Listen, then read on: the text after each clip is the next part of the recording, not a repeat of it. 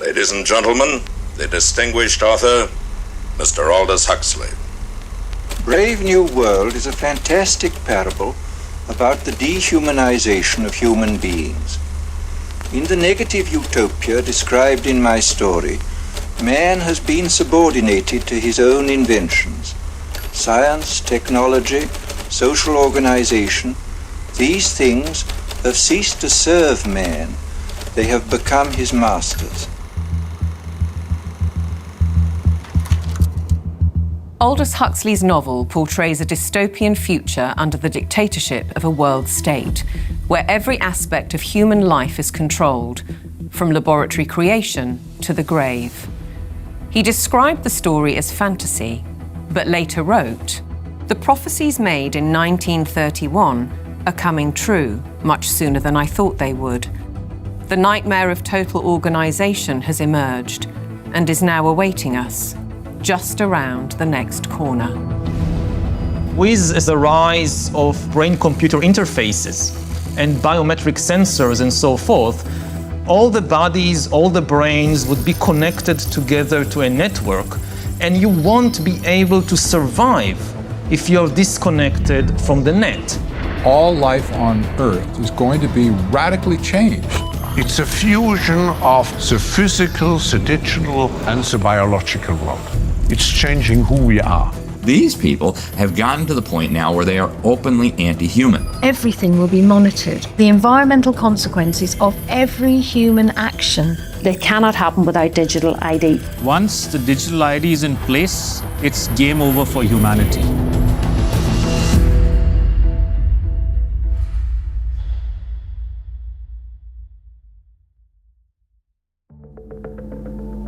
The ideology of a world dictated through science is deep-rooted. Almost a century ago, a movement was established in the United States, preaching that the population should be governed by an elite of selected experts, scientists and academics, rather than democratically elected politicians. They called it technocracy. These engineers and scientists from Columbia University promoted what they thought was going to be the replacement for capitalism and free enterprise. It's not going to be price-based economic system. It's going to be based on resources and energy, control over energy. They thought that science was the answer for everything. They didn't have any spiritual bone at all. You know, they were very mechanistic in their thinking. The definition was clear. Technocracy is the science of social engineering, the scientific operation of the entire social mechanism to produce and distribute goods and services to the entire population. The movement was short-lived, but the principle never died. As we'll demonstrate, a stranglehold on policy and resources has always been the ambition of the powerful oligarchs behind many of today's world institutions. It seems to me that there's a very strong drift in the direction of globalization, of the ultimate centralization of control in the hands of unelected officials at supranational organizations. The lust to control other human beings is a story as old as time. They want all of the resources of the world in their pocket. They do not want you and me to have anything. It's in writing all over the World Economic Forum's website. By 2030, you will own nothing and be happy. That's an oxymoron. If you don't have anything in your name, you ain't going to be happy about it. The World Economic Forum may have called that infamous phrase a prediction, but it translates as a statement of intent on behalf of its global power brokers. The bigger picture is that an attempt is underway now to collapse liberal democracy and replace it with global technocracy. What I call an omni-war is now underway, which is to say that the transnational ruling class is literally, it's not a metaphor, is literally at war with the rest of humanity and has weaponized everything that it can. This is a coup. They can remove the power from the parliament and the legislative branch and consolidate it into a monetary system which has complete control.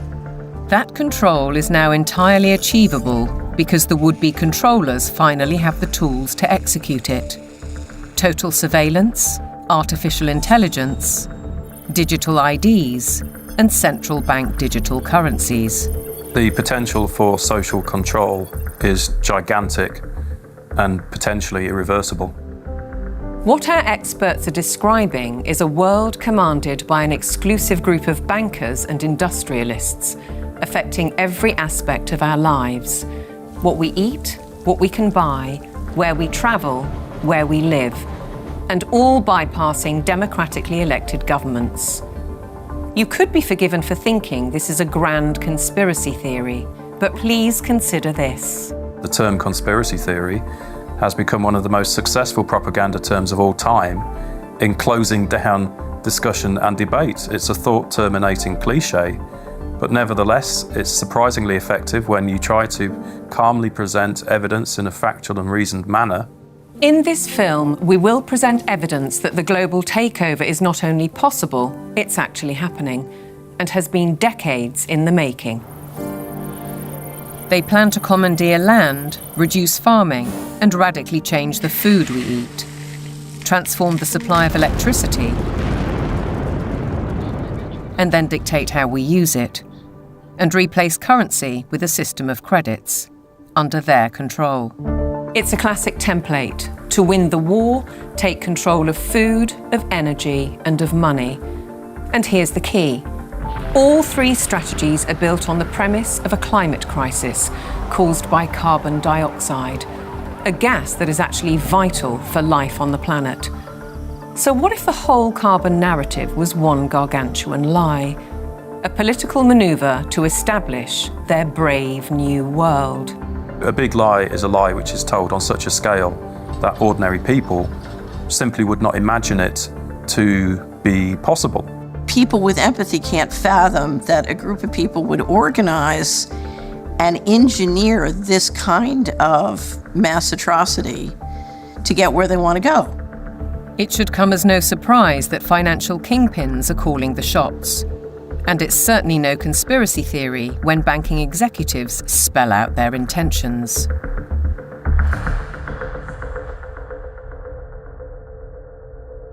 We are on the brink of a dramatic change where we are about to, and I'll say this boldly, we're about to abandon the traditional system of money and accounting and introduce a new one. And the new accounting is what we call blockchain. It means digital. It means having an almost perfect record of every single transaction that happens in the economy, which will give us far greater clarity over what's going on. It also raises huge dangers in terms of the balance of power between states and citizens. We are shifting to a new financial system, but the general population is not shifting to a new financial system.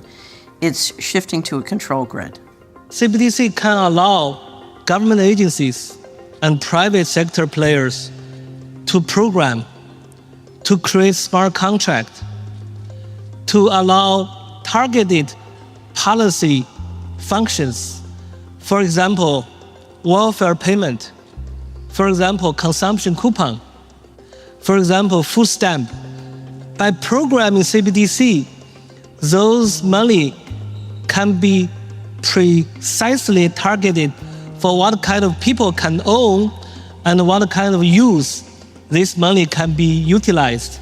A key difference with the CBDC is that central bank will have absolute control on the rules and regulations, and also we will have the technology to enforce that. They're saying we can control with rules. We don't need currency anymore.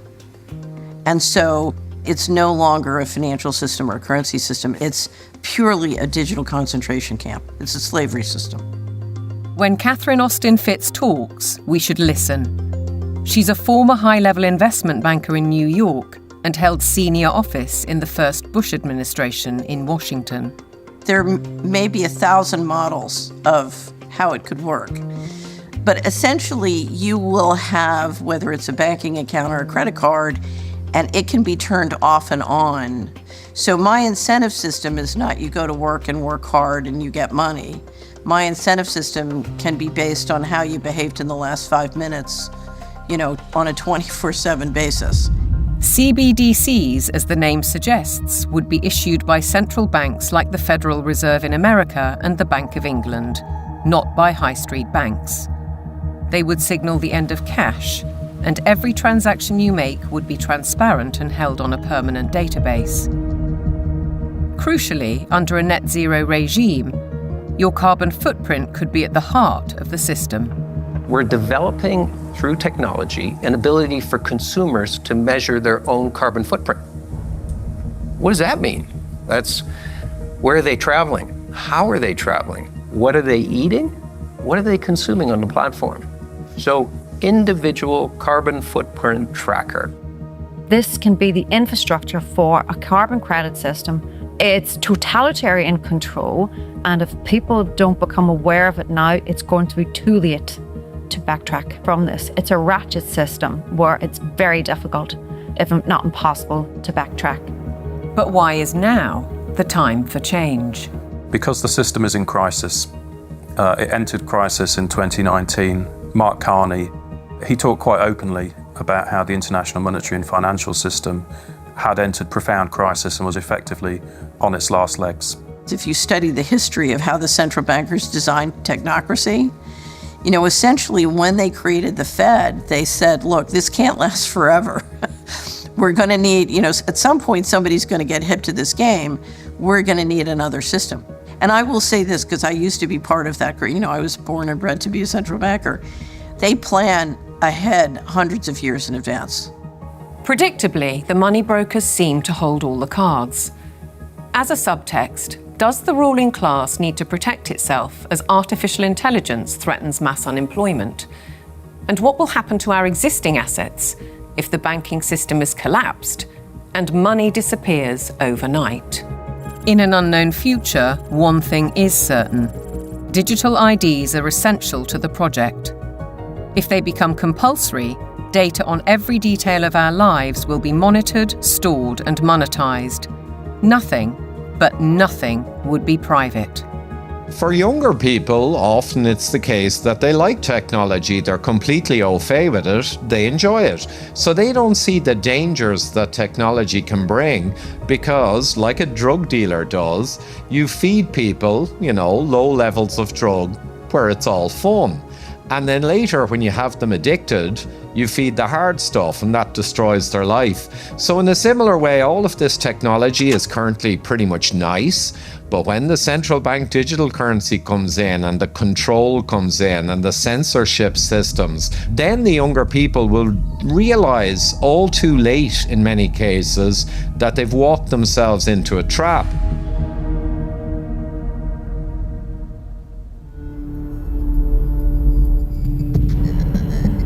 One man who knows the dangers only too well is Aman Jabi, who was at the forefront of digital development in Silicon Valley, California, for 25 years. He left when he recognized the dark side of surveillance technology, choosing instead the peace and beauty of Montana. He's an expert in facial recognition. It's a technique that is used to uniquely identify the biometrics of any face. So, in a device like your smartphone, and most modern smartphones in the last 5 or 7 years, they have a 3D camera module in the front of the phone, which you cannot see.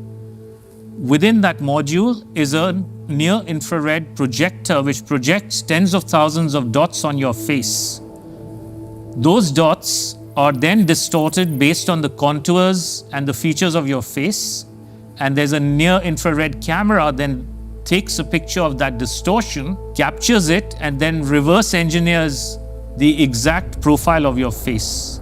In the longer term, facial recognition will be used to unlock your digital identity, which is going to be a tool of control for the agendas that are coming down the pipeline.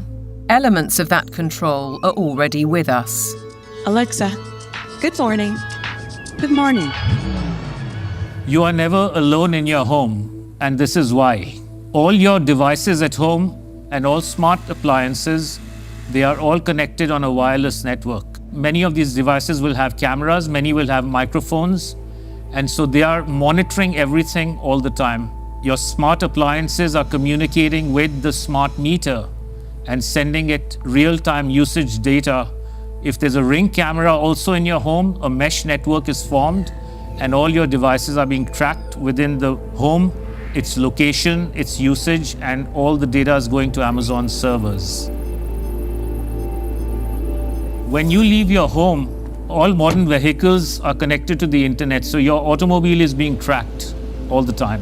When you're going under a string of smart LED poles and smart LED lights on the highway and in the streets of your towns and cities, those form a wireless network and are tracking your vehicle. They are tracking all the devices on you, from smartphones to smartwatches when you're walking on the streets. So data is being collected 24/7 continuously on every human being whenever you are within these wireless networks. And it's obviously not good for health also because of all the electromagnetic radiation. In the long term, the plan is to pretty much lock up humanity in smart cities, which is kind of a superset of a 15-minute city. They've sold all the state and local governments and countries that smart cities are about sustainability and the good of the city. But in reality, the language from the UN and WEF and their white papers is all inverted. So, air monitoring is really about limiting mobility and no car ownership. Right? Surveillance, control via LED grid is why the smart lighting is there. Water management is about water rationing, noise pollution is about speech surveillance, traffic monitoring is about limiting mobility, and then, of course, energy conservation is all about rationing heat, electricity, and gasoline. Another concept one should be familiar with is called geofencing, and think of it as an invisible fence around you, where you cannot go beyond a certain point. And that will be related to your face recognition, digital identity, and access control. Your smart contracts, SoftBrick can turn off your digital currency beyond a certain point from your house. Our world has been turned into a digital panopticon. That means you can be monitored, analyzed, managed, and monetized. Surveillance capitalists are already making billions of dollars selling our information to big corporations, because this kind of detailed knowledge enables them to predict and influence our behavior. Worse, our children are being exploited.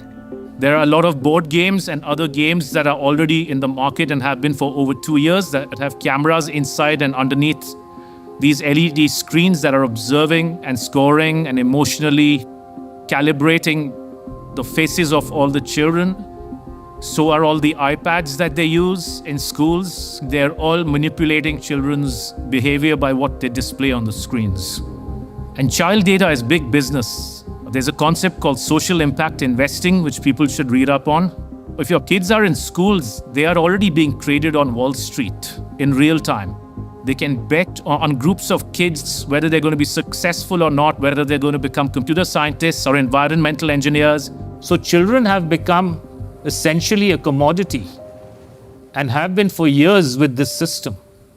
And once it's fully in place, it is going to be used to fully control the behavior of children as well as how they behave with respect to, diversity, equity, inclusivity, etc. The Chinese have already gone one step further. Classrooms have robots that analyze students' health and engagement levels. Students wear uniforms with chips that track their locations. There are even surveillance cameras that monitor how often students check their phones or yawn during classes. These sensors pick up electrical signals sent by neurons in the brain. The neural data is then sent in real time to the teacher's computer. We've been drawn into this digital spy network in the name of convenience, connectivity, safety, and especially entertainment. The 3D world of cyberspace creates virtual lives that are often more exciting than reality. Why is this technology being developed? It's all for the culmination of this digital prison from which there will be no escape after all the switches are turned on. The critical switch would be the introduction of those digital IDs and central bank financial control, a world of zero trust. Zero trust is based on a simple principle. Never trust, always verify. Zero Trust is a protocol that is implemented by cybersecurity companies. And what it really means is we don't trust you, and you have to prove who you are all the time, 24/7. So think of it as going from a world of implicit allow to default deny.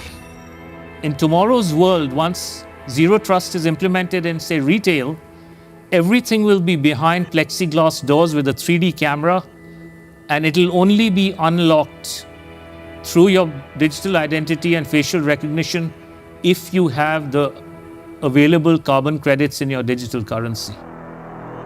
If you've reached the limit of your allowance, it could be access denied.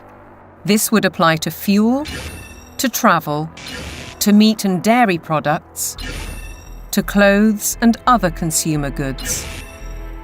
Because everything in life could be valued by its carbon footprint. Even access to the internet could be denied. So the new world of Zero Trust is really a world of locks. It's like an inverted prison. You are supposedly free to roam about, but everything you want to access is behind lock and key.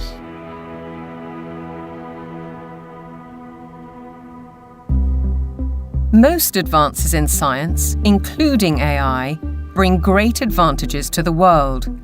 They can enhance and improve human endeavour in almost every walk of life. But you don't have to be a scientist to see the flip side. They're constantly monitored by facial recognition cameras that are able to instantly put a face to a name. Now, the Chinese are also ranked, given a mark out of a possible 950 points. For now, the number is a sort of bank credit rating, keeping track of everyone's spending habits. It may seem scary, but it's just like that here. We're used to it, and anyway, we don't have a choice. If you think this couldn't happen in the West, ask yourself why so many cameras, smart poles, and 5G networks are being installed in your neighbourhood. In London, the police are using facial recognition surveillance. Sainsbury's is already experimenting with AI. Thank you for waiting. The cabinet will now be opened. In UK railway stations, surveillance is being tested to collect travellers' data. And in Oxford, these barriers were installed by the council under its so-called 15-minute city plan. They were removed following protests. But look at what's replacing them in these quiet residential streets. As the tech companies are proud to tell us, the possibilities are endless. We've developed the camera into a sensor. The camera does not only capture video, it can now start to count, measure, and detect. With deep learning capability, the camera is able to generate accurate and trustworthy data and send notifications in order to take action, all directly from the camera. And since our cameras have open technology, well, we can work with different analytic partners from all over the world and together do just about anything we want. Note that they can do just about anything they want. Digital technologies mainly have an analytical power. Now we go into a predictive power. But since the next step could be to go into a prescriptive mode, which means you do not even have to have elections anymore, because we know what the result will be. Ultimately, we're facing manipulation by the system. A world where instead of us using technology, technology is using us. But who's really pulling the strings? Banking and oil dynasties like Rothschild and Rockefeller inevitably get mentioned, as do the modern-day big tech masters, including the ubiquitous Bill Gates. David Hughes takes a wider view.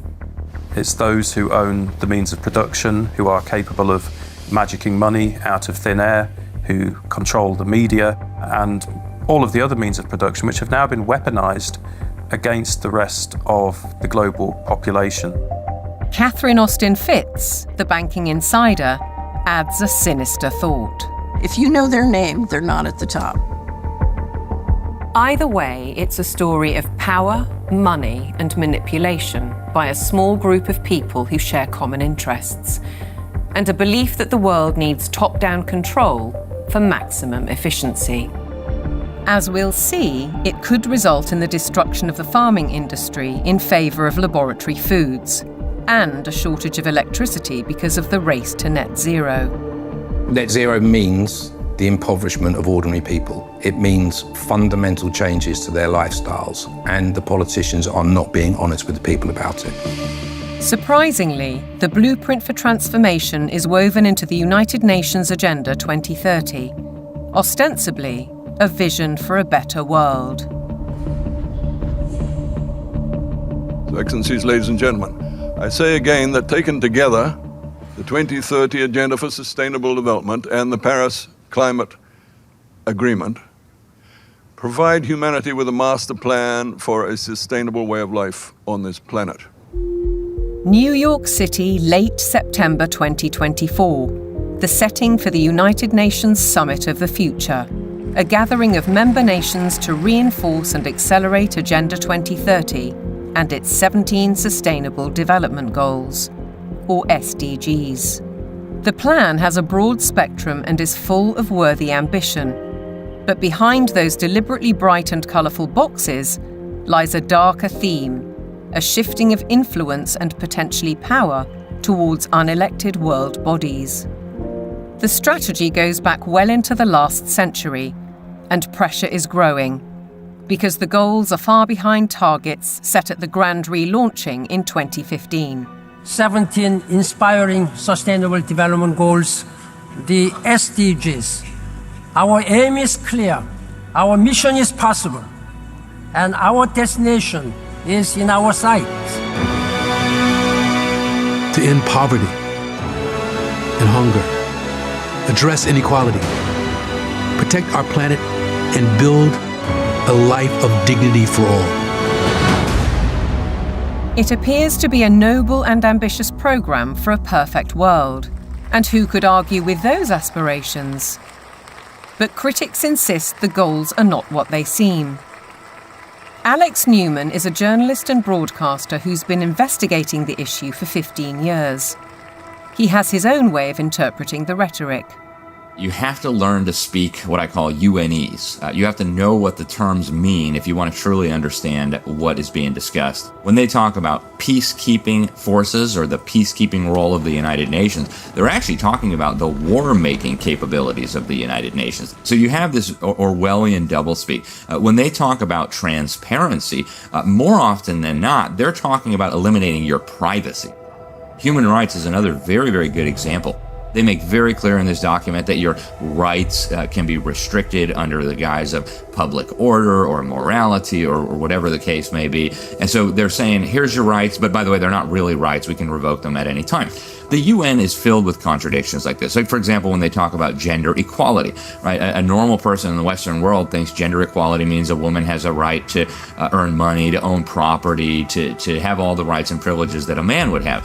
When you look at the individuals who lead this movement within the UN, you're talking about radical feminists. You're talking about people who are very interested in dissolving the nuclear family. As you dig into these goals, it's very clear we're dealing with something far more nefarious. Once you look past the marketing slogans, the kind of warm and fuzzy, we're going to end hunger, which again is just window dressing, you realize that this is actually a blank check for totalitarian global control. Author and campaigner, the late Rosa Koire, called out the plan more than a decade ago. It is the biggest public relations scam in the history of the world. But it's far more than that. It's a blueprint. It is the action plan to inventory and control all land, all water, all minerals, all plants, all animals, all construction, all information, all energy, all means of production, and all human beings in the world. What can be measured can be managed and ultimately monetized. In fact, a study at Yale University has calculated that the natural assets of the world are worth $5 quadrillion. Is this the basis of the new world monetary system?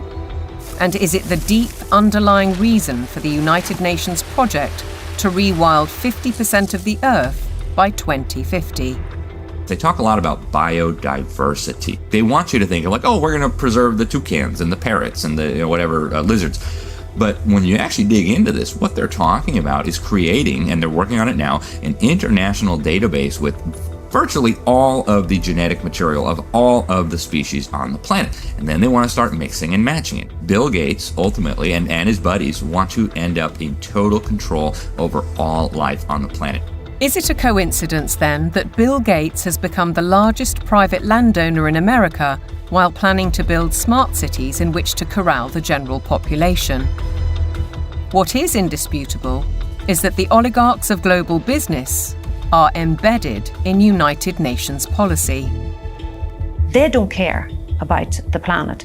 They care about getting in. Finance goes to where it gets the greatest return. There's a move into the green finance. It's all about profit. It's not about the planet. This is not conjecture. Under the guise of climate change and net zero, vast fortunes are already being amassed. Take carbon exchange markets.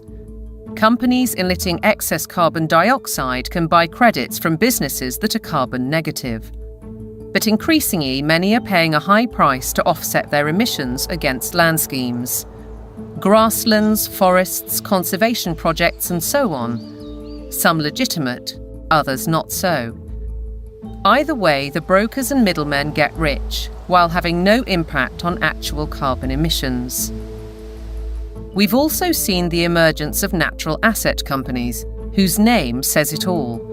They identify the asset and then issue shares in that asset out of thin air, essentially. And they can sell it to financial institutions, asset managers, sovereign wealth funds. And then they go public and have an IPO, and that funding is, they say, meant to preserve the natural asset. But elsewhere, they say that their main purpose, like so much else, is to generate profit for shareholders. It has nothing to do with preserving the environment. That is literally just the talking point they think will stick and sell. We're all in it together. We got to save the planet. So let's allow the bankers to create a new racket that makes the natural world collateral. So if everything in nature is to be traded on financial markets, setting a value on the land we walk on and the air we breathe, why do we, the public, have no say? There's no route that an ordinary person can take to make a representation to United Nations. So it's fundamentally undemocratic. What it has done is build relationships with billionaires. Right from the start, the rich and powerful have enjoyed undue influence in the UN's inner sanctum. In fact, the Rockefeller family part-financed its headquarters in Manhattan. To hand you, Mr. Lee, my father's check. Thank you, Mr. Rockefeller. Between them, the Rockefeller family has funded hundreds of organizations and, as a consequence, spread their authority on civil society, institutions, banking, education, and global politics. The Rockefellers always believed in world governance. In the 1950s, their Special Studies Project report declared, "The UN stands finally as a symbol of the world order that will one day be built." In 1973, David Rockefeller co-founded a non-governmental organization which still carries international power today, the Trilateral Commission. Its stated objectives revived technocracy and in turn planted the seeds of the UN's Sustainable Development Agenda. They said at the time that they were going to create a new international economic order. It was all over the literature. The goal of the new international economic order was not to get richer in the sense of money. They knew even back then that eventually the fiat currency system of the world was going to disintegrate. So the goal became to actually capture the physical resources of the world. All wealth historically has come out of the ground. They wanted to take away everything that they could possibly take away from the nation states of the world and from private individuals of the world and stuff it into the global common trust where they would administrate it and they would be the ones getting licenses for the resources to turn around and make stuff. The financial kingpins have long seen themselves as masters of the universe, manipulating global affairs through institutions like the International Monetary Fund and the World Bank. Is Agenda 2030 the defining act for complete control? And how significant was the global response to COVID-19? As the world builds back from COVID-19, we have a once-in-a-lifetime opportunity to make investments that will strengthen the economy and improve public health, and fight climate change for generations to come. One might ask why the UN needs a multi-billionaire finance and media player as a special envoy, or why Mark Carney, the former governor of the Bank of England, who called for a new global monetary system, is the UN's special envoy for climate action and finance. And then there's Larry Fink, the boss of BlackRock, the world's largest asset management company. He's a board member of the World Economic Forum, and as we'll see, has driven the UN's goals through investment strategies for the past 20 years. All three are principles of the Glasgow Financial Alliance for Net Zero, a partnership with the UN. With the green economy worth trillions to corporations and investors alike, it's hard not to see a conflict of interests. Are the bankers raising money to achieve United Nations goals? Or are the goals a Trojan horse to change the world's financial control systems? Now consider the events at Jackson Hole, Wyoming in August 2019, only 3 months before the COVID outbreak. It's when Mark Carney delivered his call for change, and BlackRock proposed a new financial mechanism, Going Direct, which in principle allows central banks to channel capital direct to large corporations.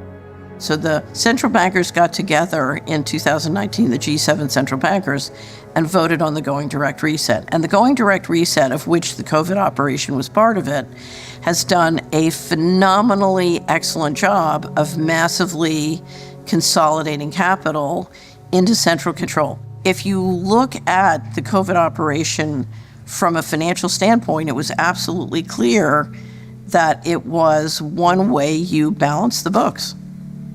It worked. The major corporations like Amazon and others were allowed to continue business. Meanwhile, other businesses, particularly small and medium-sized entities, were deemed to be, quote, inessential. Many of them were put out of business. And so what we saw was a global wealth transfer of a reported $3.3 trillion from the working classes and the middle classes to this kind of super rich billionaire brigade. The people who ran the operation made an absolute fortune. It was economically, as a taking, it was a huge taking. And that included billions of pounds of taxpayers' money going to pharmaceutical firms for so-called vaccines. Whatever the truth around COVID, Dr. Hughes says the response deployed dangerous elements of social control, what he calls weaponized deception. We see techniques of shock and awe being applied through the lockdowns, techniques of isolation, making reality seem strange and threatening.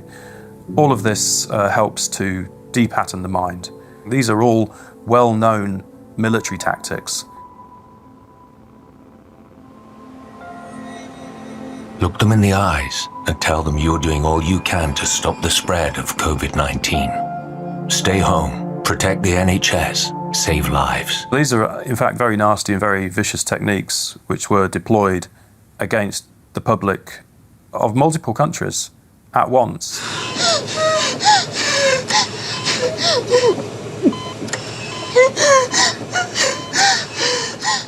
These are forms of serious psychological abuse.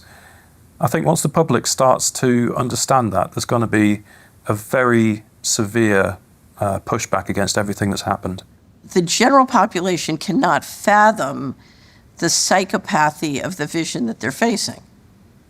So they can't fathom that a group of people would organize and engineer this kind of mass atrocity to get where they want to go. Be aware then of the World Health Organization, the UN's most powerful agency. Since COVID, the WHO has sought to increase that power to unprecedented levels through amendments to its pandemic treaty and the international health regulations. A key driver is its One Health initiative. One Health is a concept that was created to enable the WHO, with these documents, to take over jurisdiction of everything in the world by saying that climate change, animals, plants, water systems, ecosystems are all central to health. That places the Director General in a key position to influence world events, another potential conflict of interests given the WHO's financial backing, particularly from the pharmaceutical sector. Its accounts for 2022 show that an eye-watering 84%, or $3.656 billion of income, came from voluntary donations. The top 4 sources of these donations included the Bill and Melinda Gates Foundation and Gavi, a public-private vaccine alliance also heavily supported by Gates. People see the WHO as a benign organisation, and there are still areas where the WHO does useful stuff. But the biggest focus now is purely on a tiny disease burden where investors can extract a large amount of wealth. This has shifted the WHO's focus very much to this emergency agenda, which is very false. Pandemics are very rare events. This is why we now have a WHO that promotes vaccines all the time, because that's what the money is coming in to support. So instead of being a World Health Organization, we have a World Vaccine Organization, and that seems to be the only thing they're touting. What's in the treaty has got nothing to do with health. It's a business deal focused on the most profitable business imaginable, pandemic profiteering. The other part of it, they're setting up a huge surveillance network. We're talking about $31 billion a year. They have to surveil for variants of viruses, and they will find them. They just have to decide there's a threat, not even a real harm. Experts are preparing for what is known as Disease X, or the next pandemic virus. They're creating a supranational, self-perpetuating pandemic industry. The latest scare is monkeypox, renamed Mpox, a disease highly unlikely to affect the general population. Nevertheless, the WHO has acted. The emergency committee met and advised me that, in its view, the situation constitutes a public health emergency of international concern. If you get to declare the emergency and then profit from it, there's a big problem, isn't there? It's essentially a build-out of big pharma, and the WHO is essentially looking to be their marketing and distribution arm worldwide. WHO! The people say no! WHO!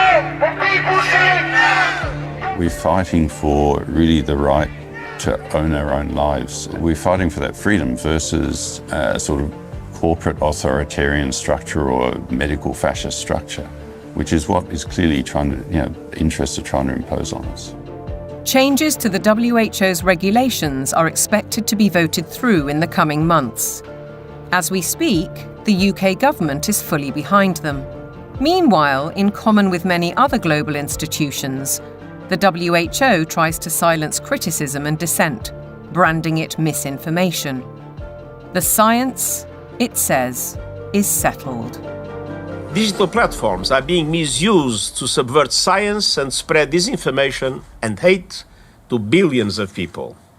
This clear and present global threat demands clear and coordinated global action.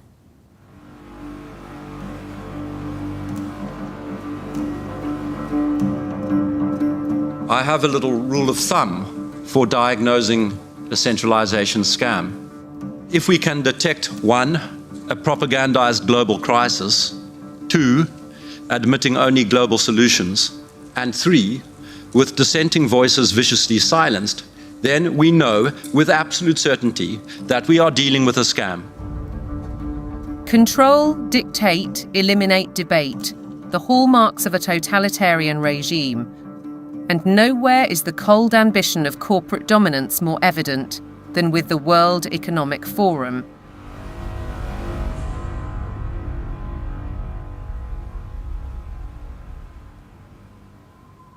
Klaus Schwab founded the WEF in 1971. His mentor was Henry Kissinger, statesman, political shaper, and close confidant of the Rockefellers. The organisation now employs 800 people and has programmes in business, academia, and in training future global leaders. It's far more than its famous annual meeting in Davos. Over the last 50 years, the World Economic Forum has blossomed into an enormously influential organization with all of the major corporations as stakeholders or trustees and all funding the World Economic Forum to ultimately fund the UN World Government Plans and Agenda 2030. Klaus Schwab is the public face of stakeholder capitalism, a planned system of central ownership and control that has little to do with democratic process and is uncomfortably close to communism. It's a partnership between global corporations, governments, and what Schwab refers to as civil society, NGOs, and so-called think tanks. The agenda is driven by finance, which gives the unelected and unaccountable oligarchs huge influence, if not control, over policy. The UK's Prime Minister, himself a one-time member of the Trilateral Commission, has already declared his interest. You have to choose now between Davos or Westminster. Davos. Why? Because Westminster is too constrained, and it's closed, and we're not having meaning. Once you get out of Westminster, whether it's Davos or anywhere else, you actually engage with people that you can see working with in the future. Westminster is just a tribal shouting place. Starmer seems to forget that he is elected by the people, to serve the people through Parliament. That's his democratic duty. And while he refuses to listen to our farmers, he entertains the globalists in Downing Street and publicly doubles down on his philosophy. I'm determined to deliver growth, create wealth, and put more money in people's pockets. This can only be achieved by working in partnership with leading businesses like BlackRock to capitalise on the UK's position as a world-leading hub for investment. To underline the influence of non-elected, unaccountable policy drivers, consider this document from 2004. It was commissioned by the UN and produced by financial institutions, including the World Bank. It cited research by the WEF. The result was the emergence of environmental, social, and governance metrics, ESGs. The ESG is an attempt to turn financial power into governance without going through the democratic process, without the normal process of making law. ESGs allow major asset management companies such as BlackRock to impose ideologies on businesses and consumers across the world through their investment strategies. BlackRock's billionaire chairman and CEO, Larry Fink, also a board member of the WEF, remember, is clear. You have to force behaviors. If you don't force behaviors, whether it's gender or race or just any way you want to say the composition of your team, you're going to be impacted. Now we get ethics, green ethics, racial ethics, gender ethics, driving corporate decisions about who may have money, what they may use their money for, and how they're going to behave in society and what they're going to do with it. This is a new form of political power that isn't accountable, isn't transparent, and it isn't democratic. We, the public, are being manipulated. Our lifestyles, our culture, and our future, be it through forced woke ideologies, intrusive technologies, so-called pandemics, censorship, or information which is too often propaganda. Your compliance is vital to the agenda. To impose global solutions, the leadership needs you to believe in global problems. Climate change is here, it is terrifying, and it is just the beginning. The era of global warming has ended, the era of global boiling has arrived. This stuff is so fantastically stupid, it's hard to believe that they're doing it. There is no climate emergency. That is a total scam. If they came out and said, hey, we want to destroy your economy, we want to destroy the middle class of your country, and then ultimately we want to make you a slave to a one-world government, it just wouldn't be as appealing as saying we're trying to save the planet for future generations.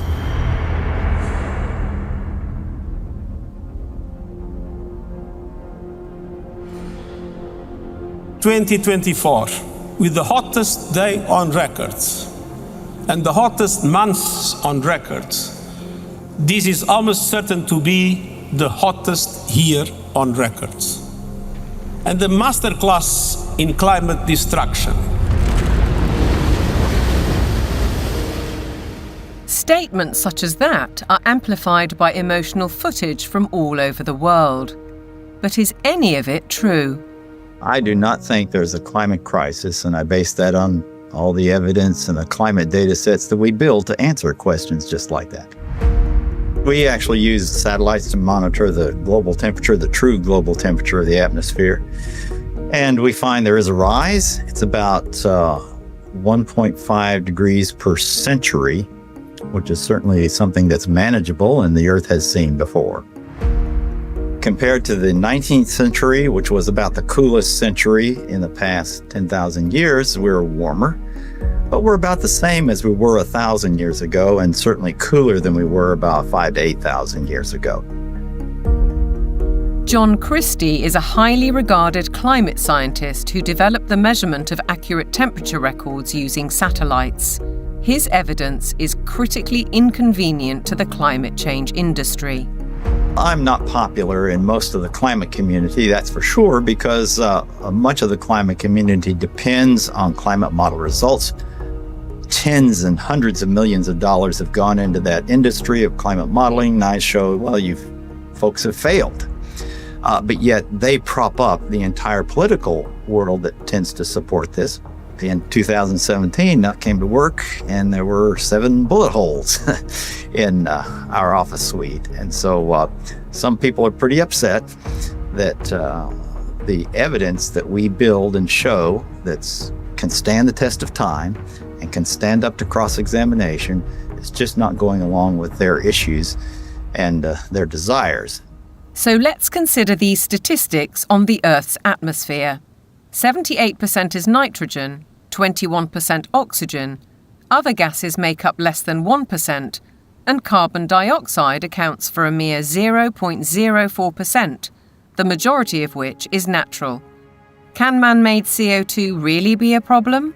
Roy Spencer and I are going on the assumption that all the warming that you see is due to carbon dioxide emissions. And so we find that that's a pretty modest warming. But see, that's a big assumption. Mother Nature is able to warm up the planet without extra CO2. And so we are just saying the worst case scenario is this warming of about 1.5 degrees. And that's certainly not a catastrophe at all. On the contrary, carbon dioxide is vital for the world's survival. The greater the concentration, the better plants grow. In fact, according to NASA figures, the world has become 14% greener in the last 40 years. During the last cool period before industrialization, let's say 200 years ago or so, it was below 300 parts per million. And during the ice ages, it was even lower. And that's a dangerous level because plants struggle to survive when the CO2 is at a low level. And so the biosphere becomes less diverse and less available to support the animal life. So low CO2 is not good for the planet as a whole. Where is the logic then behind the UK's decision to spend £22 billion on facilities to capture carbon? The greatest controversy of all revolves around readings from ice cores. CO2 levels can be measured in bubbles of air trapped in ice thousands of years ago. By aligning this to temperatures, scientists have argued that carbon dioxide is the cause of global warming. However, closer inspection leads to the opposite conclusion. Once the temperature starts to rise, you will see the carbon dioxide rise about 500 to 1,000 years after. So the CO2 actually lags the temperature changes. But what of the extreme weather events, which are increasing and driven by climate change, according to everyone from the top of the United Nations down? Professor Christie says there is no data to support those claims. And what we find is that virtually every one of these claims is false. The extremes are not increasing. Hurricanes are not increasing in intensity or frequency. Same with tornadoes or thunderstorms or floods or droughts. It's just going along like it always has with the natural variability. Why aren't we looking at the surface data sets that are constantly adjusted upwards? Why aren't we looking at the 40.3 record at Conisbee, which the Met Office is very proud of, on July the 19th in 2022? And when we did a freedom of information request at the Daily Sceptic, we found that there were 3 Typhoon jets landing on a runway next to the measuring device, because Conisbee, as they call it, is actually RAF Conisbee. It's a military airport. The temperature lasted for 60 seconds. Sticking a thermometer up the backside of a jet aircraft is not probably scientifically the best place that you can sort of determine temperature measurement, particularly when you then morph it into a global database, which the Met Office has, and then tell dear old Antonio Gutierrez that the globe is boiling. The whole thing is junk. How we came to the point where we think that we're going to prevent bad weather from happening by eliminating fossil fuels is just about the most nonsensical, illogical thing that I can imagine. And the whole world is caught up in this nonsense. So how did the carbon story take hold? Meet the man who invented climate change, according to The Telegraph. His name? Maurice Strong, an oil tycoon, a Rockefeller associate, and a man with an extraordinary talent for moving between high finance, politics, and the United Nations. Strong was a member of the highly influential Club of Rome, an institution formed in 1968 at a Rockefeller property on Lake Como in Italy. A group of scientists, academics, and industrialists discussed what they saw as an urgent crisis: the impact of human activity on the planet.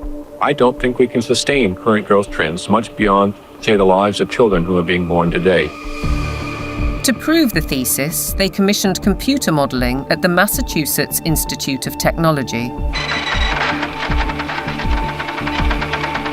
This research laid the foundations for an agenda that's persisted for over 50 years. Cut use of autos, use less electric power, have fewer children, limit growth. All of this was fueling this ideology that there's too many people on the planet, there's not enough resources, and that something has to be done. The natural world in which man lives and on which he depends is indeed deteriorating, is being destroyed in many instances at a rate that is accelerating and that can only continue to accelerate unless we begin to control the activities that are having this destructive impact. In 1975, the Club of Rome published a second report, Mankind at the Turning Point. The lead quotation was telling. The world has cancer, and the cancer is man. The report concluded, the solution of these crises can be developed only in a global context with full and explicit recognition of the emerging world system, a new world economic order, and a global resources allocation system. In other words, technocracy, top-down control of everything, including populations. But if that was the solution, a worldwide problem was required. Climate change provided the answer, as admitted in a later Club of Rome document. This is the quote from page 115. In searching for a new enemy to unite us, we came up with the idea that pollution, the threat of global warming, water shortages, famine, and the like would fit the bill. All these dangers are caused by human intervention, and it is only through changed attitudes and behaviour that they can be overcome. The real enemy, then, is humanity itself. It really does look as though they are inventing climate change there. They just made it up out of thin air, literally. That nobody really looks at that book and say, well, there you go. This has nothing to do with science whatsoever. They just made it up. Interestingly, in 1988, Maurice Strong had been instrumental in establishing the IPCC, the mainly political entity which endorsed a thesis by a small group of scientists that industrial carbon dioxide was driving climate change, and the IPCC has been locked into that theory ever since. Maurice Strong's masterstroke came in 1992, when as Secretary-General of the UN's Earth Summit in Brazil, he saw 179 nations commit to a World Action Plan, Agenda 21. We have been the most successful species ever. We are now a species out of control. Nobody would question the need for a cleaner environment and the protection of nature, and Strong's legacy lives on through the Kyoto Protocol, the Paris Accord, the current Agenda 2030, and the worldwide push for carbon net zero. But there are questions on his motives and his connections. He was behind the first financial carbon market and a founding director of the World Economic Forum. Surely a conflict of interests with his involvement in the IPCC. A skeptic might ask why nearly all research grants in almost 40 years have gone on developing IPCC carbon dioxide theories, while anyone who raises questions is ridiculed, cancelled, or has their career stalled. Funding for someone who wants to determine the natural variability of the climate system as an explanation for what has happened is just not there.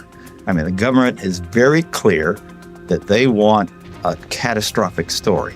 There is no single science paper that proves conclusively that humans control all or most of the global climate. If there was, you wouldn't hear the last of it. Instead, we get this call to authority to the IPCC, the United Nations Panel on Climate Change.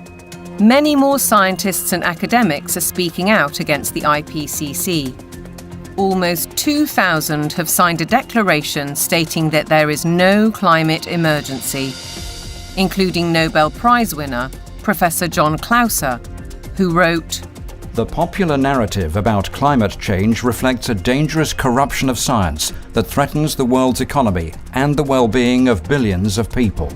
We need to have a full and honest debate about the science, and it needs to be discussed in Parliament, it needs to be discussed in the media, it needs to be generally discussed, and we need to sort of bring the drains up, if you like, on all of the science to see what is there really a threat.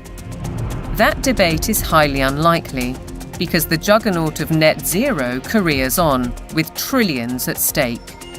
What is certain is that the repercussions will affect the food we eat, ravage our countryside, and have a disastrous impact on our energy supply.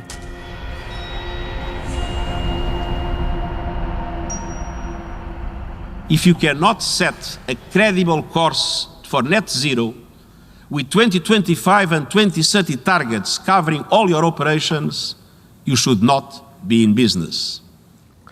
Well, net zero is insanity. It's pure insanity. I mean, the idea that you can remove 85% of the world's energy, which comes from hydrocarbons, within less than 30 years and replace it with the sunbeams and the breezes. It shows a complete lack of economics, societal effect. It shows a simple lack of the progress that we've made over 300 years. Nevertheless, net zero is enshrined in UK law, with the government passing the Climate Change Act in 2008. A 100% reduction in emissions by 2050 from 1990 levels was included later in a strategy document. But experts argue that the policy is fatally flawed. Europe's mad dash towards net zero is effectively economic suicide. Politicians are purposely impoverishing ordinary people, purposely deindustrializing Europe, where companies are forced to move to countries where they have access to cheap energy, whether it's the US who frack and therefore have cheap gas, or whether it's to China, which is still predominantly producing from non-renewable, especially coal. It is literal economic suicide. China continues to open new coal-fired power stations to drive the factories that manufacture wind turbines and solar panels, which are then sold to the West. As a result, China emits almost 30% of global greenhouse gases, while the UK is responsible for less than 1%. In essence, carbon emissions are merely transferred to another part of the planet. And while China gets richer, UK households face a bleak and expensive future. What it will effectively do is price ordinary people out of having access to electricity at a time they want and a price they can afford. The core problem is that neither the infrastructure nor the technology exist to provide a constant supply of electricity.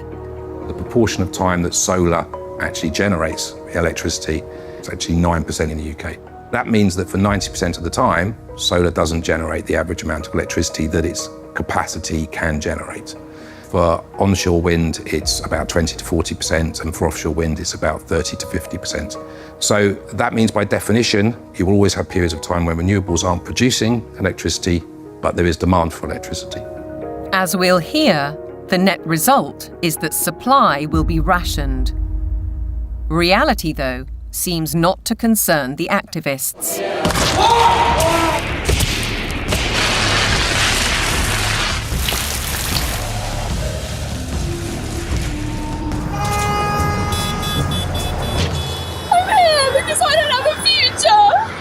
I look at some of these hysterical youngsters and some of the hysterical oldsters as well, screaming about the climate is collapsing and all that sort of thing. And you think you haven't got a clue what would happen if you removed hydrocarbons. You haven't got a clue. You'd be back in service, like probably your ancestors were. You'd be skivvying on the land, in big houses with warlords, calling themselves aristocracy and all that sort of stuff. You want to go back to that? Fine, get rid of hydrocarbons. Many of these apparently grassroots protest groups are backed by organisations such as the Climate Emergency Fund, financed by billionaires like the oil heiress, Aileen Getty. And if they claim to be environmentalists, they conveniently ignore the bigger picture. Thousands of wind turbines are disrupting coastal waters, changing habitats, affecting marine life, and killing seabirds. Landscapes are being scarred by the production of lithium for electric car batteries, and by cobalt mines in Africa, where child labour contributes to huge corporate profits. How does the loss of thousands of square miles of farmland to vast solar parks meet the UN's biodiversity goal? And how helpful are wind turbines when they're blotting the landscape visually and through noise pollution, and disrupting wildlife in the air and on the ground? The glorious mountain terrain of southwest Wales is a stark example. It's a landscape breathtaking in its beauty, untainted and largely untouched by humans. A haven for wildlife, a place where life runs its natural course. Yet this is what's planned: mega turbines designed for offshore, reaching 700 feet into the air and dwarfing the hilltop forests. Planning permission is being sought for the so-called Bryn Cadwyn Energy Park. If you put one in the valley floor, it would be standing some 40 metres above the valley floor, so above the horizon. But they're not putting them in the valley floor, they're putting them on the top of the hills. So it'll be standing some 600 odd metres above sea level up there, casting a shadow over our solar panels. Justin Cotter lives right in the centre of the proposed development. He's fighting to preserve the countryside he loves. And across the mountain, Jason and Josie Barker are equally aggrieved. It feels very much like it's exploitation, using the climate crisis narrative as its supporting evidence. So it feels like it's being abused in a tremendous way, and there's going to be a lot of destruction done in the name of doing good, which really just seems utterly backwards. And if we really want to protect nature, then some of the best way of doing that would be to leave it well alone, especially in the wilder places, and let it flourish. We certainly found that being here, The more we've lived here, the more we've worked with it and encouraged it, the more it's come back. All of those spruce trees on top there, they will have to go to make way for turbines. All of that. All of this spruce will be gone. To build a 230-metre turbine in that location, it's going to take some crane to lift the 240-tonne nacelle onto the top of the tower some 180 metres up. So they'd have to stabilise all the ground for the crane, stabilise the ground for the actual turbine, put in a concrete plug basically in the ground of some 1,000 tonne of steel, 4,000 tonne of concrete, just as a base. They'll need to be lit. It'll take away the dark skies. It's totally devastating. It would just be catastrophic damage and destruction. The roadways up through these valleys, they're Welsh valleys, they're all twists and turns. They're going to have to straighten out the valleys. Where you've got steep hills, they're going to have to level out those hills. There's a 200-metre drop into the actual valley itself. So they're going to have to create gradients that machinery carrying 400-tonne loads can actually traverse and get up. The locals argue that there are much better ways of creating clean energy, such as solar panels on industrial sites. Areas of natural beauty should be respected. This is about preserving and protecting this sacred land. We need to speak up and protect the environment. It's just tremendous amount of damage in the name of saving the planet. It does make you ask the question of what is it we're actually saving if we're paving it over. It doesn't make any sense at all in my head.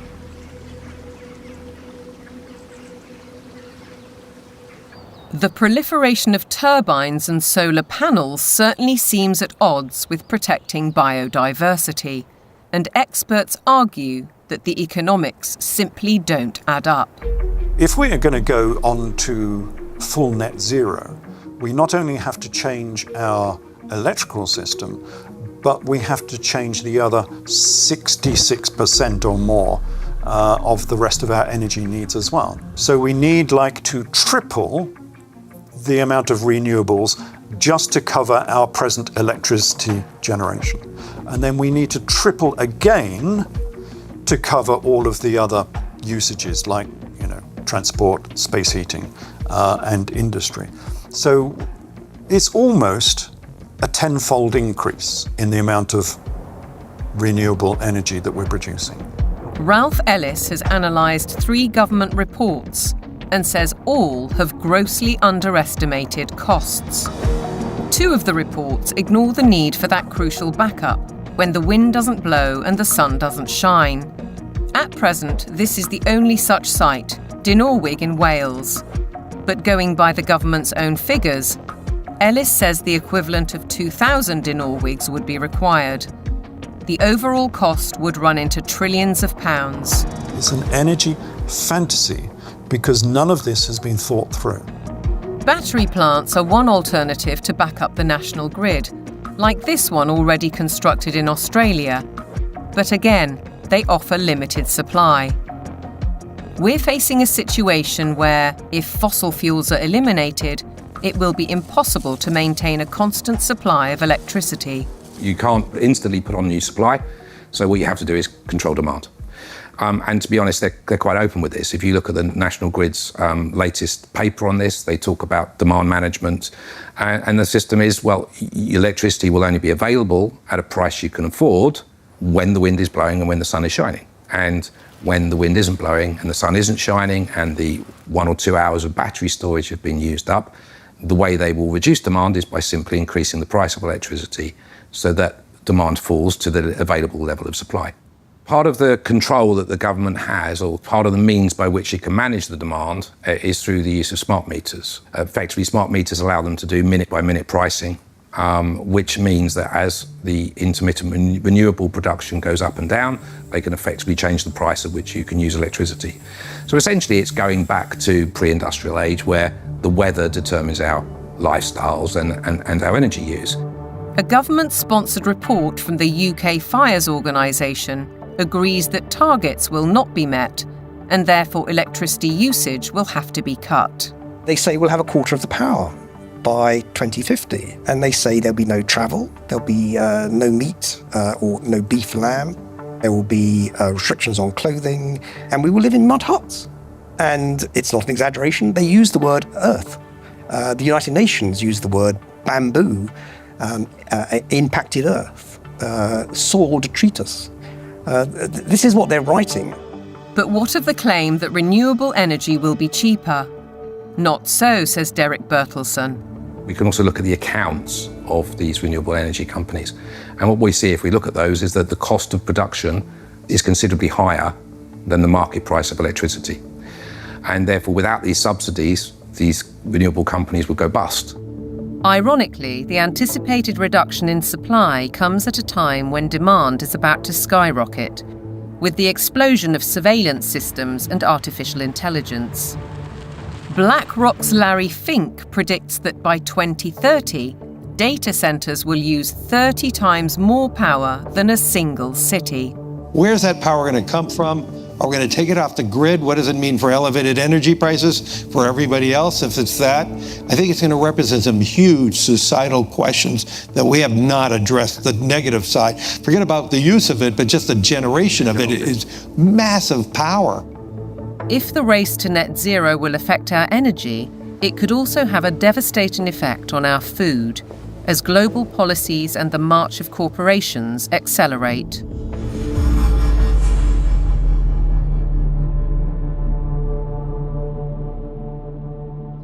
Farming has been at the heart of our lives for generations, but to the climate change advocates, suddenly it's a threat. A lot of people have no clue that agriculture contributes about 33% of all the emissions of the world. You just can't continue to both warm the planet while also expecting to feed it. Doesn't work. One thing John Kerry didn't mention was that farming and agriculture contributes 100% of the food that we need to eat. So that's a little kind of an important detail that he ought to have mentioned. And I think what we're dealing with here is actually a global war on agriculture. I believe they are demolishing our food infrastructure, partly to cause a crisis, right? And I guarantee you, mark my words, we're going to be in a food crisis and they're going to say it's climate change. I wouldn't say it's about saving the planet, no. I would say it's about land grab and about profiteering and corporatization of our food sector. It's basically the pharmaceutical industry taking over the food supply. If I can switch everybody from real food to pharma food, then 100% of the agriculture industry can go through my publicly traded stocks, and I have complete control. So the idea is we get rid of farmers, we kill any naturally grown food, and we engineer food in manufacturing plants and laboratories. But I assure you that those guys are not eating this. Bill Gates is one of the familiar corporate faces, and he's investing heavily in the food revolution under the guise of avoiding climate disaster. Cows alone account for about 6% of global emissions. So we need to change cows. And while he talks up the perceived problem, Gates is pouring money into the supposed solution: artificial meat and genetically modified crops. Crucially, anything that is invented or altered can be patented. The core of his agenda is he wants to do in agriculture and pharmaceuticals, by the way, what he did in the computer world. True power, massive, incalculable wealth comes from owning intellectual property and then monopolizing it. They want to make it so that every single organism that is used for food is ultimately under their control, either through the 3D printing or through this genetic manipulation.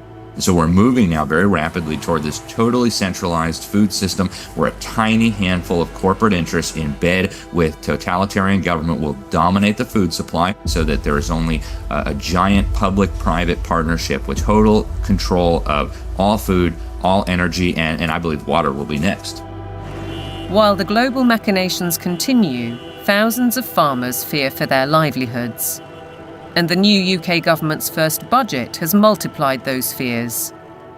By reducing relief on inheritance tax, they're penalising those who would want to pass their farms to sons or daughters.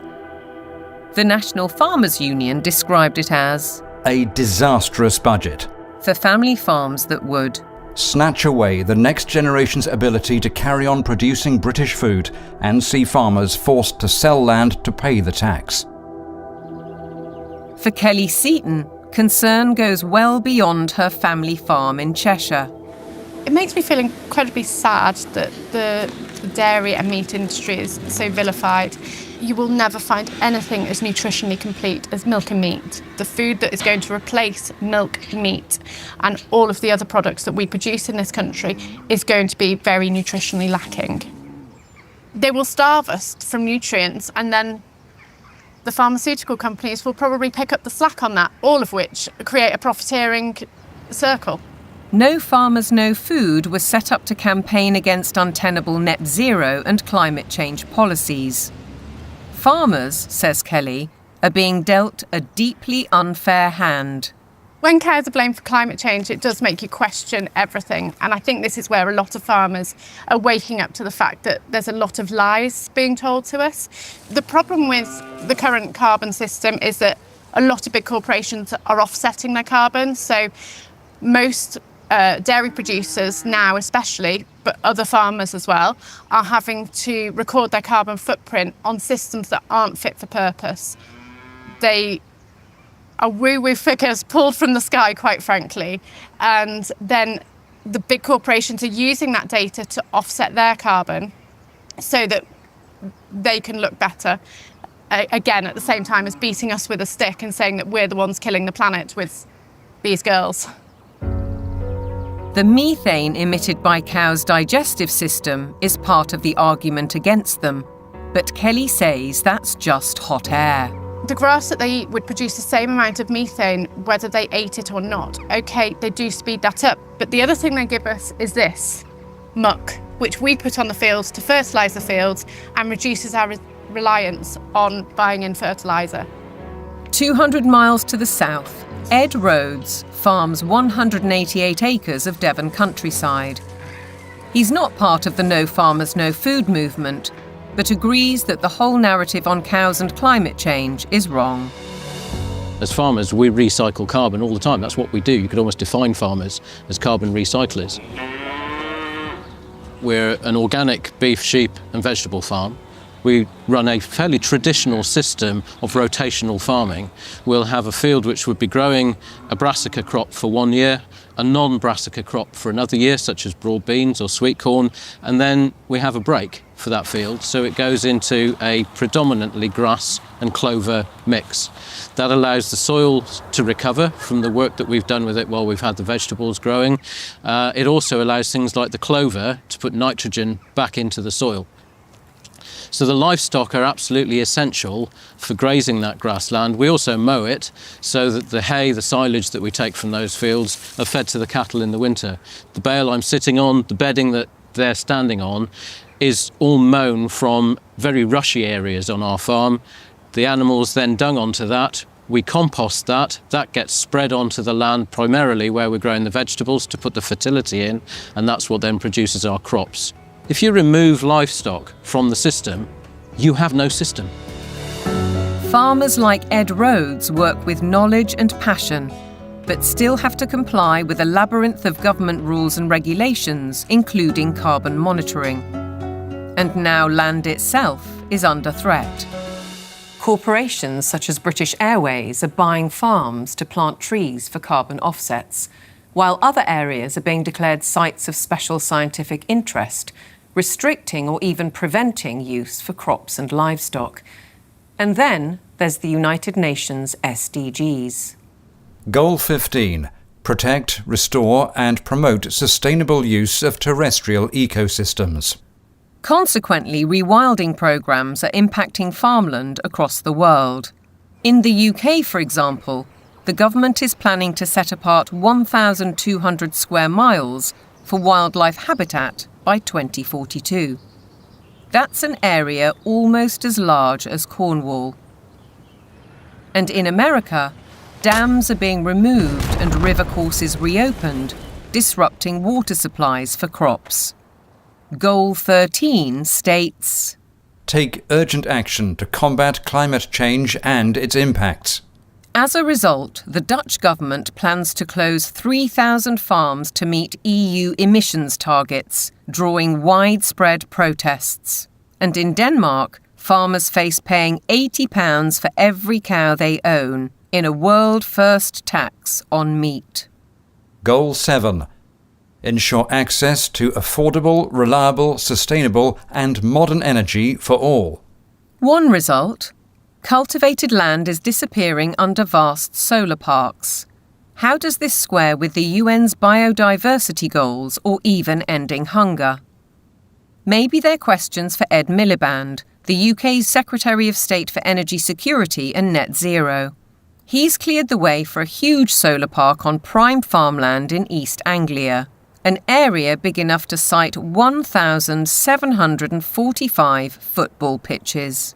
It's a crime to take food productive land out for solar panels, which are unrecyclable, potentially not that productive going forward, and not feed the planet. It is absolutely catastrophic. We've gone from being 78% self-sufficient in 1984 to now less than 60% self-sufficient. I think it's about 54%, which I think is set to fall even further this year. On top of all that, British farmers are being paid not to produce food under schemes like the Sustainable Farming Incentive. Kelly Seaton understands that many farmers accept the money to balance their books, but has this warning. When you look at how many farms are selling up, how many arable farms are struggling, we're walking into food shortages, and I think we're going to end up eating more processed food, maybe lab-grown meat, and I think that's part of the plan. The squeeze on farming is self-evident. Our supply of natural food is under very real threat, just as the WEF predicted. Worse than that, Catherine Austin Fitz says that with programmable currency, you wouldn't have a choice. No one in their right mind would ever eat this stuff. But the reality is, once they have control of your transactions, they can dictate what food you can and cannot buy. If they want you to buy pizza made with insect-based flour, that's what you're going to get.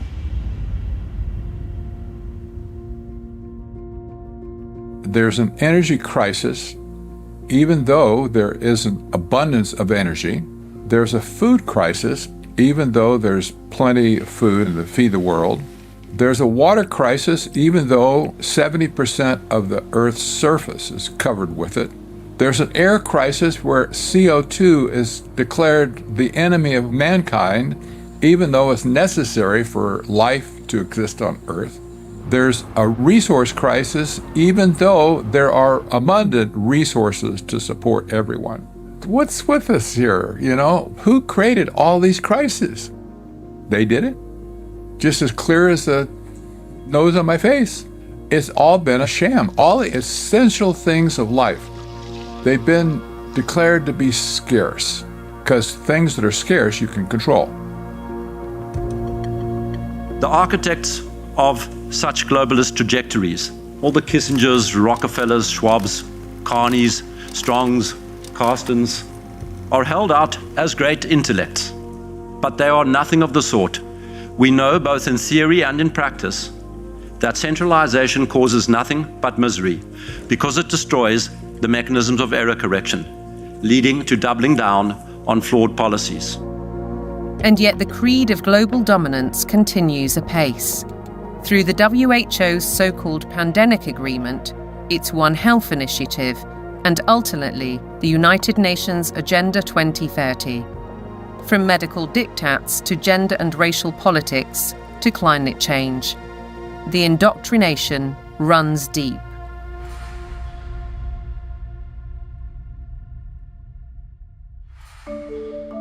Local councils have been sucked in by the tentacles of global power, encouraging them to spend vast amounts of time and taxpayers' money on climate schemes, without challenging the rationale.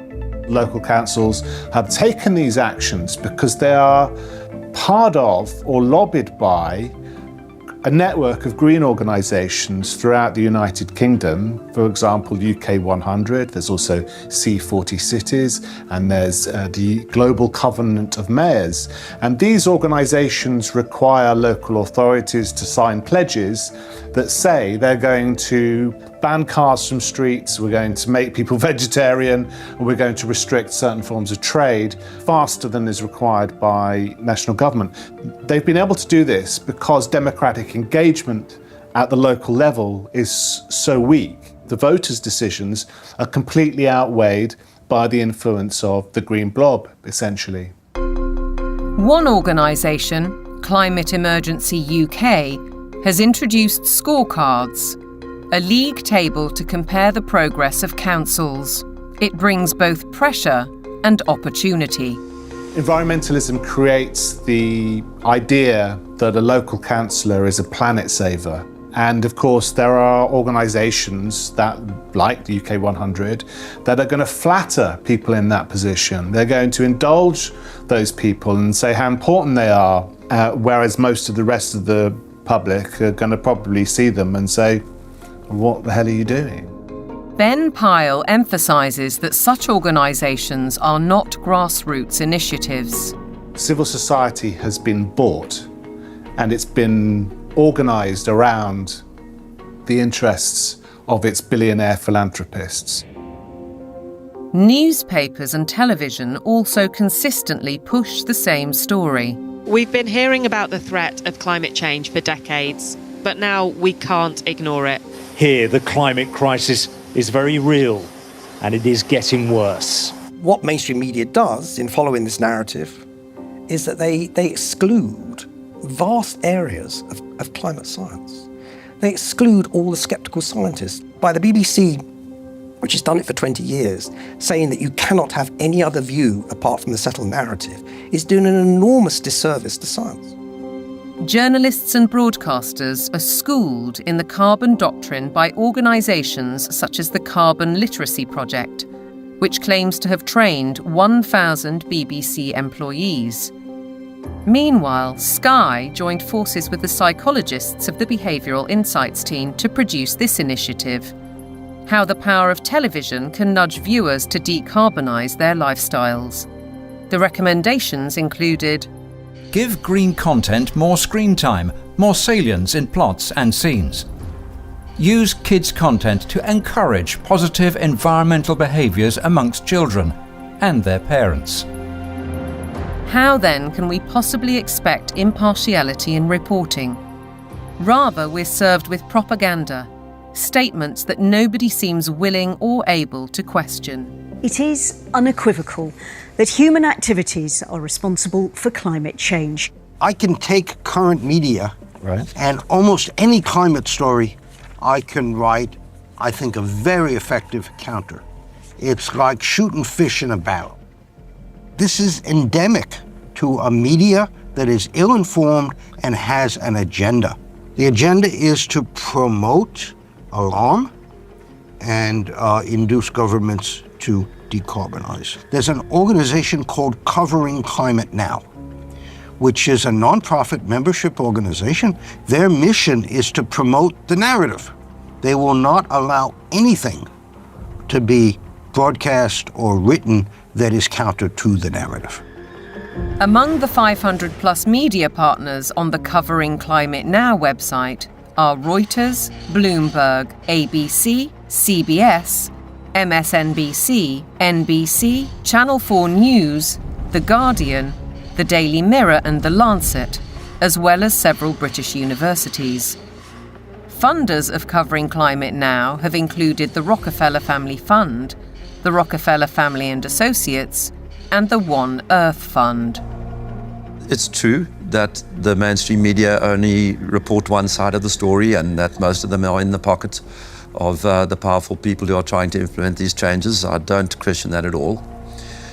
But it's also true that people are listening to them less and less and reading them less and less. We see independent media people with much larger audiences than mainstream papers. And I think that phenomenon will gather pace now. That rise in independent voices has seen institutions like the UN, the WEF, big tech companies and broadcasters like the BBC wage war on what they call mis, dis and malinformation. They don't appreciate views they can't control. The fight for truth is on. A partisan media, obsessed local councils, and then there are the universities, which should be the first and last bastions of objective research and open debate. But here too is a story of outside pressure. With the drop in government funding, the shortfall has been made up from other sources, and those tend to be NGOs, private organisations. For example, the Gates Foundation and the Wellcome Trust. Invariably, money from private organisations will come with vested interests.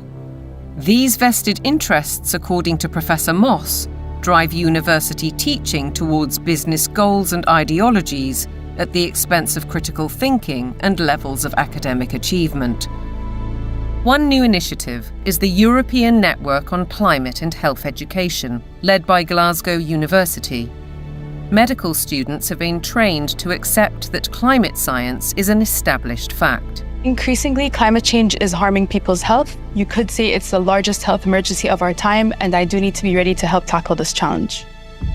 Can the outcomes really be free of prejudice when the backers include the WHO and major pharmaceutical companies? This new collaboration will help train the next generation of medics with the skills they need to treat the health impacts of climate change and deliver more sustainable healthcare. That's why health leaders from across the public and private sectors are coming together to support this transformative new network. Academics, right from the beginning now, are socialised to orientate their research towards the money. So this, I think, is quite damaging when it comes to fearlessly pursuing the truth wherever it may lead. That doesn't really happen anymore in academia. It's more about pursuing the money, wherever that might lead. It makes me feel distraught. It makes me feel that the whole purpose of university learning has been subverted. The influence and ambition of big business, the mission creep of so-called woke thinking, the cancel culture, the suppression and smearing of those who dare to question. Shockingly, the conditioning starts in the youngest of minds.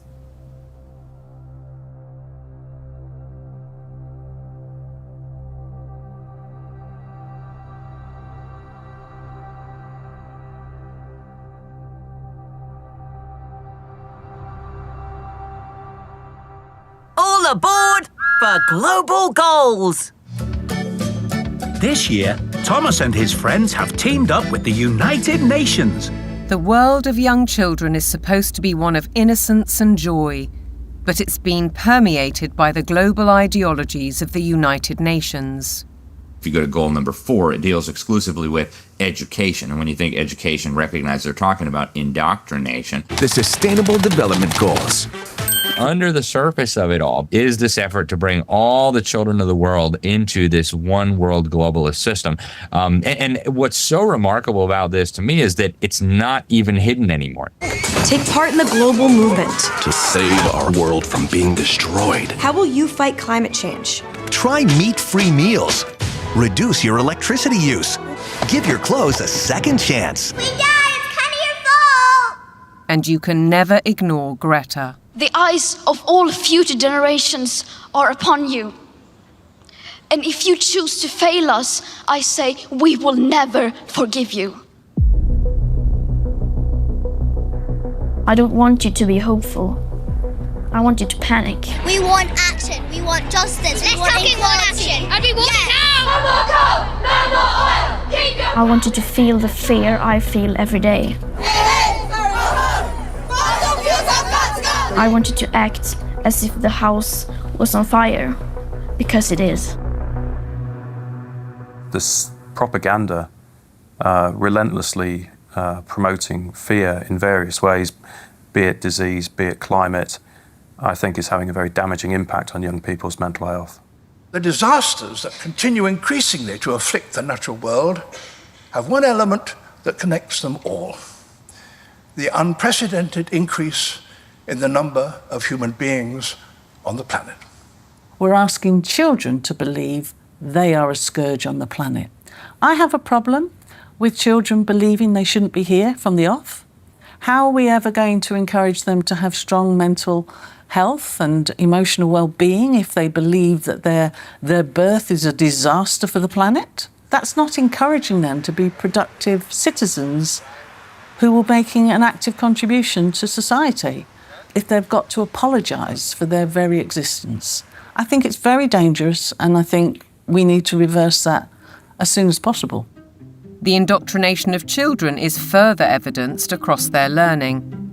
Objectivity and freedom of thought are being stifled by the persistent pushing of agendas. I undertook a study of secondary school textbooks to see what children are being taught. And what I found was extremely shocking. I found unqualified acceptance of climate change, the wonders of vaccines, GM foods, and very few counter-arguments were presented. If you cannot produce this information that's in the textbooks, you cannot succeed in the school system. If a student undertaking a geography exam, for example, doesn't talk about man-made climate change, then they're very unlikely to hit the top marks. Is it not surprising that the phrase critical thinking actually only occurs in relation to two subjects? One is art and design, and the other is history. Other than that, it's completely absent from the national curriculum. If we have a dumbed-down syllabus, we're actually stunting children's brain capacity and brain potential.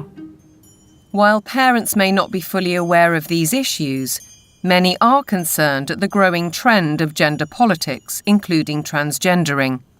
One former head teacher says his local authority advised teachers not to use the words boy or girl for fear of misgendering anyone. The Department for Education as well has really subscribed to this kind of woke ideology. So there's almost like brownie points for the more woke you can be. Why do you have makeup and lipstick and glitter on? Because I think it looks pretty. Oh! You don't think it looks pretty?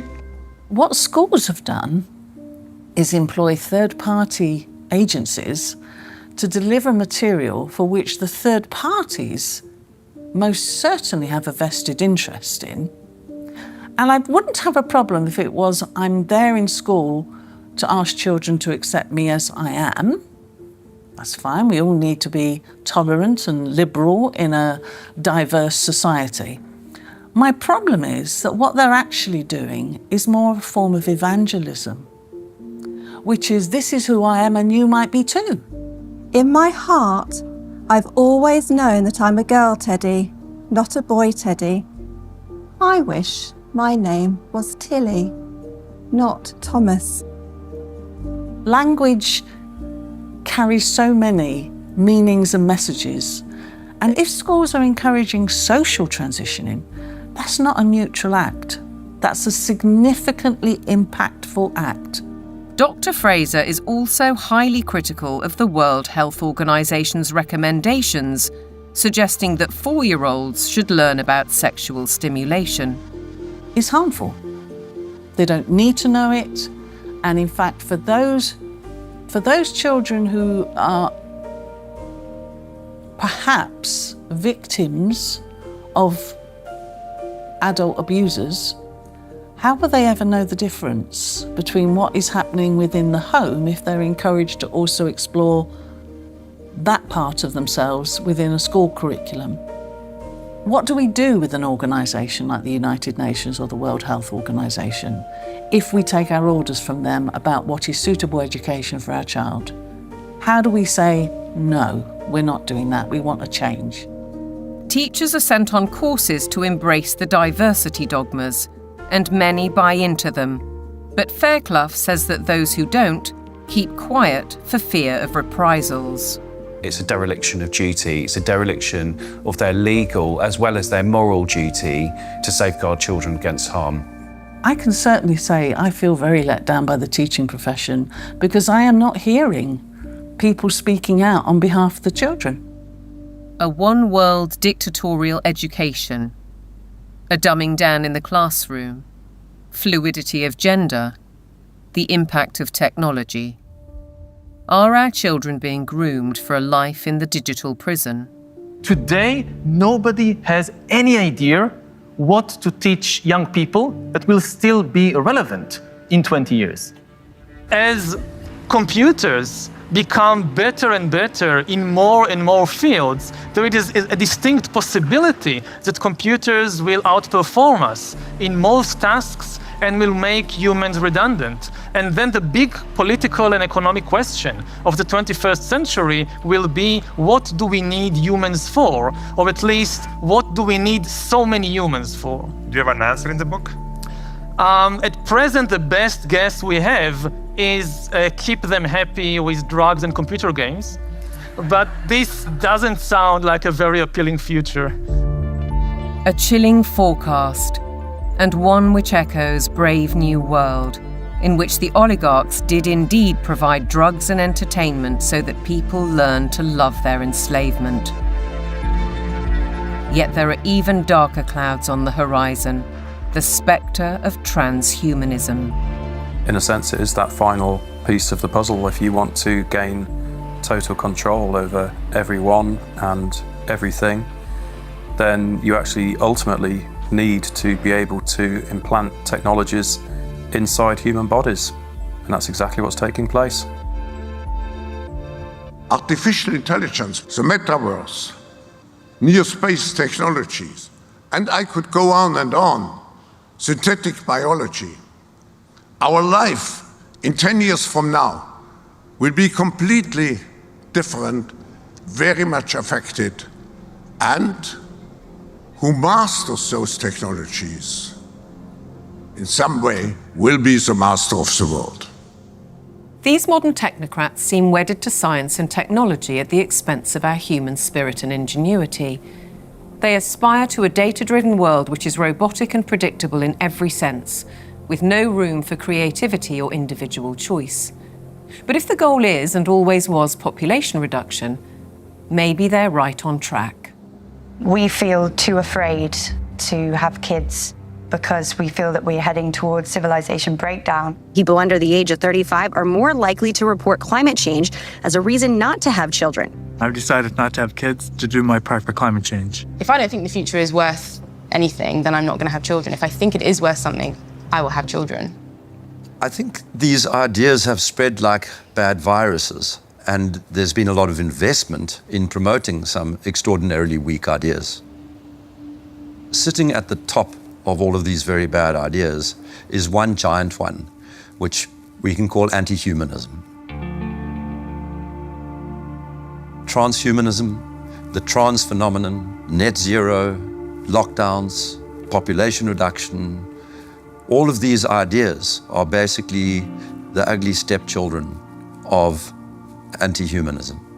They are, as I read it, essentially two competing ideas in the world at the moment. One is that humans are the best feature of the observable universe, the only creatures capable of creative thought and generativity and of creating explanations for how reality works, that humans ought to be revered and ought to be cherished, that we should plan for their flourishing, that we should be planning for the flourishing of as many people as possible, that human agency ought to be respected, that civil liberties ought to be respected, and that the imposition of top-down, one-size-fits-all policies on humanity is completely incompatible with that kind of worldview. Set up against them are people who regard humans as the scum on the surface of the little blue dot, people who regard humanity as some kind of blight, people who believe that the earth needs rights to protect it from these horrible humans. And I think it is a deeply sad reflection of the state of our societies that so many people live in the latter camp, but I'm definitely not one of them.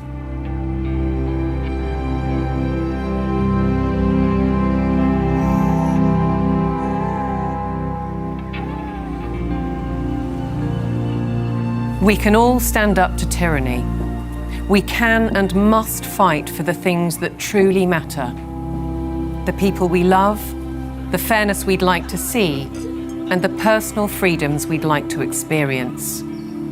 We should not be bullied, nor should we accept the influences of those who would split our society, be it by race, by gender, by culture, or anything else we hold dear. And perhaps we should start by limiting our reliance on technology and remembering how creative we can be.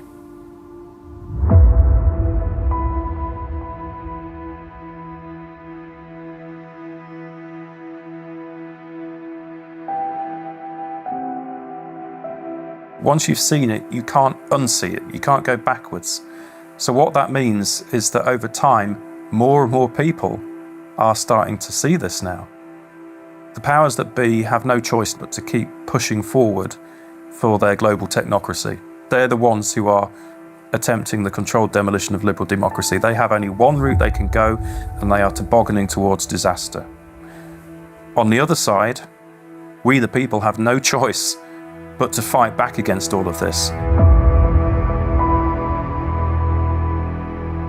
I don't expect that we're going to just be able to tell the truth indefinitely without consequences, but we must continue to do it. We must, for the sake of our children, for the sake of humanity, for the sake of generations yet unborn.